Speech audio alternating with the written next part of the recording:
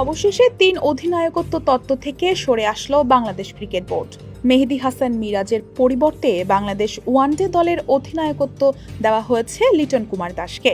তিনি আগে থেকেই টি-20 অধিনায়কের দায়িত্ব পালন করছেন। ফলে এখন থেকে সাদা বলের 2 ফরম্যাটেই টাইগারদের নেতৃত্ব দেবেন তিনি। Presenting Walton Crystal Series. Switch to premium. Switch to Crystal.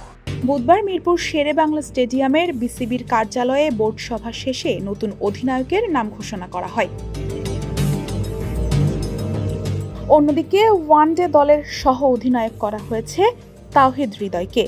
Test দলের অধিনায়ক হিসেবে থাকছেন নাজমুল হোসেন শান্তই। লিটন দাস এর আগে বিভিন্ন সময় ওয়ানডে দলের নেতৃত্ব দিয়েছেন, তবে এবার পূর্ণাঙ্গ ওয়ানডে অধিনায়ক হিসেবে দায়িত্ব পেয়ে বাংলাদেশের সীমিত ওভারের ক্রিকেটে নতুন অধ্যায়ের সূচনা করতে যাচ্ছেন তিনি।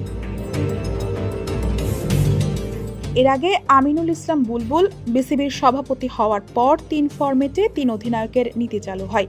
2025 সালের জুনে হুট করে নাজমুল হোসেনকে ওয়ানডে অধিনায়কত্ব থেকে সরিয়ে দেওয়া হয়। তবে পরিচালনা পর্ষদের পরিবর্তনের পর সেই নীতিতে আবারও পরিবর্তন এসেছে।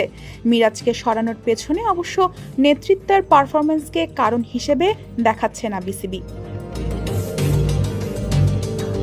মিরাজের অধিনায়কত্ব বদলে ফেলার সিদ্ধান্তের ঘোষণা অবশ্য তামিম জানিয়েছে। মিরাজের নেতৃত্বের পারফরম্যান্স নিয়ে তাদের কোনো প্রশ্ন ছিল না।